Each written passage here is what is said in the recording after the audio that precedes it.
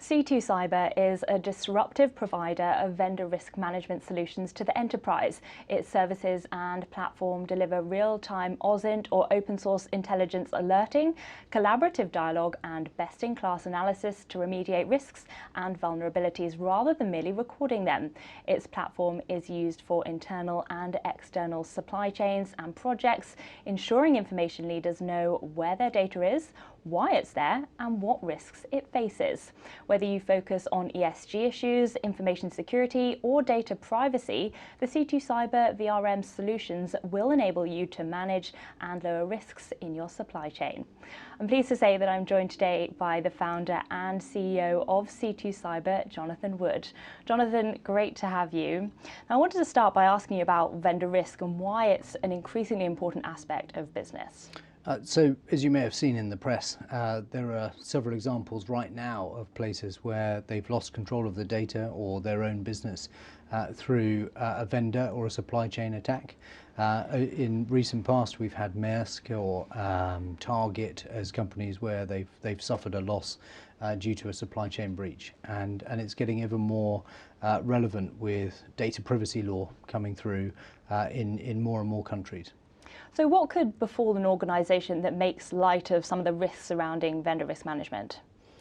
Well, the obvious things are the fines. So the regulators are taking an ever more stringent view on how your data is treated. When you move it into your supply chain, you need to make sure you look after it. You still own that data. It might be your consumers' data or your employees' personal data, and it's your responsibility to look after it. So one of the things that will happen is you'll be viewed quite negatively by them. That they will fine you. But also the biggest problem that companies see when they don't take this seriously is a lack of consumer confidence. So at the end of the day, their customers need to be confident in giving their data to that company, and if they lose it in their supply chain, then they'll suffer the consequences.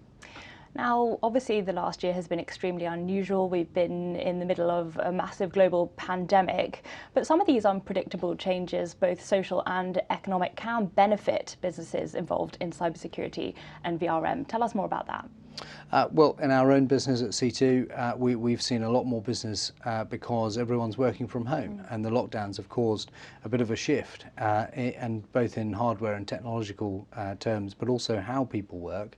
They're sharing data where formerly it was secure. It might have been inside a company's headquarters or an outstation, and now it's in everybody's front rooms and homes and studies and spare bedrooms, and that's caused a big shift in how people protect their data. So there's quite a big risk surface where formerly it was a bit smaller. For us, that's a bit of an opportunity. So we're helping companies secure that internally, so that's projects inside our clients, but also in their supply chain, because all the companies supplying them have been affected in the same way by this COVID pandemic. And so yes, it's been an interesting year for us. So the C2 Cyber services toe the line somewhere between open source intelligence and consultancy as well. So can you talk to us about how your business helps to collaborate and help and just generally support your clients?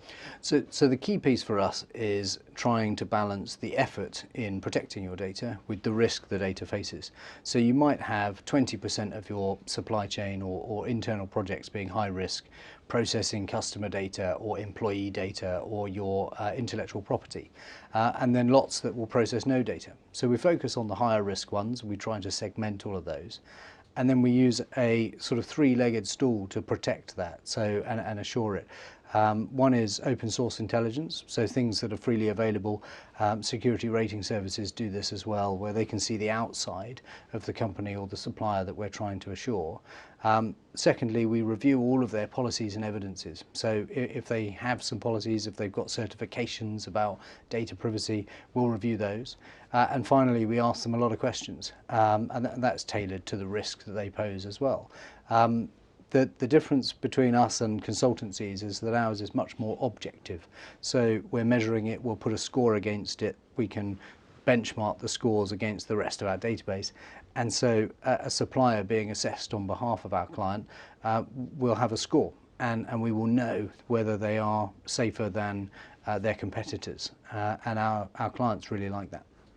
So your company is in the middle of a very exciting phase. I know you've just embarked in a fundraise and you're shifting to a more mature business phase away from that startup model. Yeah. Talk to us about what it's been like trying to fundraise in an unprecedented year during the pandemic. Yeah, so that's been an interesting challenge. We were always aiming to do another fundraise. We started off with an investment back in 2017. We've just completed one a bit later than we'd hoped because partially the pandemic slows everything down. I think it's the first time I've tried to do a fundraise fully virtually, so some of the investors that have joined the C2 machine I've never met. We've done it all on Teams, which is really odd. But actually, it's also sped it up. So the whole process got quite efficient. You've got the lawyers and the solicitors.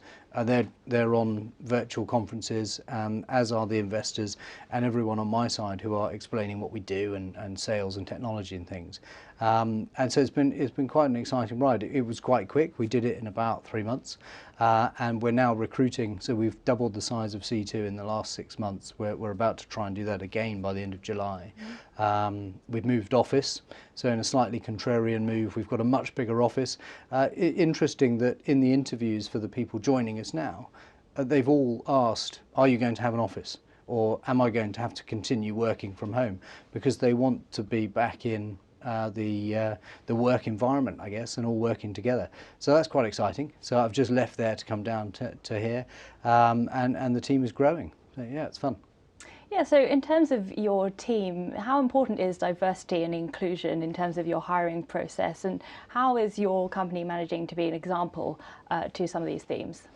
So we take it quite seriously, but we're also just acting on it. So when it comes to diversity and inclusion, a significant proportion of the C2 team are female, or they're from different backgrounds. We've got an amazing mix of languages and all sorts of nationalities, and actually that reflects the customer base and all the clients and the suppliers we're trying to assure globally. We're in almost every continent, I think, in terms of clients or suppliers under assurance.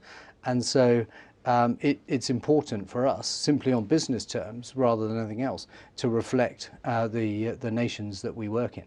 So that's going well. Yeah, and what other ways is C2 Cyber pioneering equal opportunities?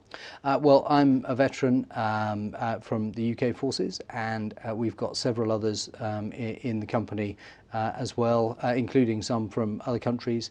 And we're also working with the Prince's Trust in London to bring some young people from the Prince's Trust into C2, into positions where they can learn. But for them, importantly, giving them also a training budget that's just theirs, so that they can decide on how they want to learn things to improve their role. And that's going really well. So we're trying to access different pools of talent rather than simply advertising on the internet. And it's creating an even more exciting team. So clearly you were founded in the United Kingdom, but you've got clients all over, from France to Japan. So you're a very globally minded business, is that right? That's right. We've actually got clients or suppliers under assessment in every country I can think of, from down in South America, North America, all over the place. We do have a concentration in Japan and in France. So they're the two places we're looking to expand this year and next. And that's quite exciting as well. So it drives a demand for languages inside a cybersecurity company, and so hence the international team. It's working well. All right, Jonathan, it's been great chatting to you. Thank you so much for coming in. Thank you.